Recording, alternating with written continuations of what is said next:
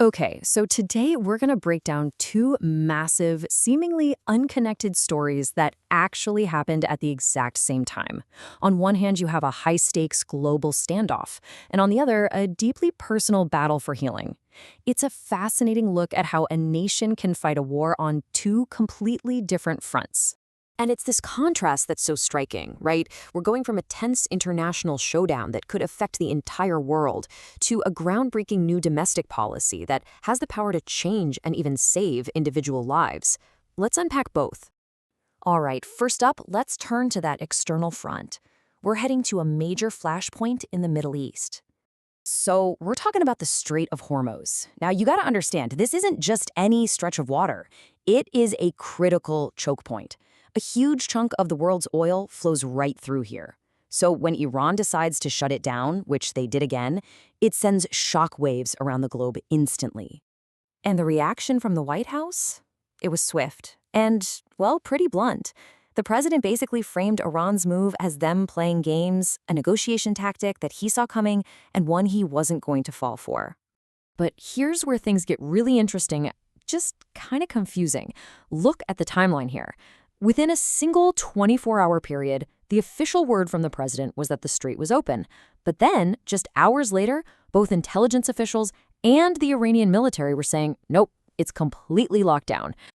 So how do you make sense of all these contradictory moves? Well, it helps to think of it like a diplomatic chess game. Let's take a look at the strategies at play. And this slide really breaks it down perfectly. You've got Iran's playbook: use misinformation, a push-pull style of negotiation, and control over that choke point to create chaos and force a deal. Then you have the U.S. strategy: refuse to be blackmailed, keep all your options open, and importantly, stay kind of vague about your specific objectives to maintain leverage. So what's the real takeaway here? Well, according to military analyst Dakota Meyer, and we're going to hear a lot more about his personal story in a minute, his analysis is pretty clear. Despite all the tension and the tough talk, this is really a high-stakes negotiation. Both sides ultimately are looking for a deal, not an all-out war. Now get this, while that entire international chess match was playing out, something truly remarkable was happening back in the U.S. The administration made this incredible pivot away from the global crisis and toward a deeply personal one.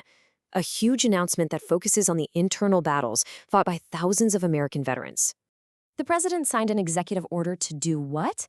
To fast-track a federal review of psychedelic therapies, specifically for veterans who are suffering from things like severe PTSD. And to really understand the human side of this, the real impact of a policy like this, we have to go back to Dakota Meyer.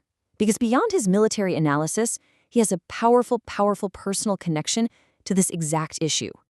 I mean, just think about this. After his service, Meyer was dealing with PTSD and anxiety so severe, so debilitating that he often ended up sleeping in his car.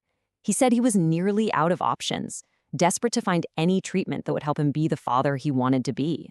He was at a breaking point. So in 2019, he traveled to Mexico. He was skeptical, but he was willing to try a therapy using ibogaine, a psychedelic substance that's being studied for treating trauma. He felt like he had nothing left to lose. And the result? Well, in his own words, it was nothing short of a miracle. He says it didn't just change his life, it absolutely saved it. It gave him his life back.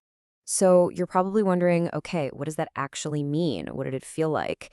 Meyer's very clear. It wasn't some kind of recreational high at all. He describes it as a deeply internal counseling session.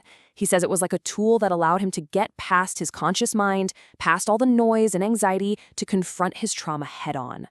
And he actually breaks the whole healing process down into these key steps. It's a guided journey through his own mind.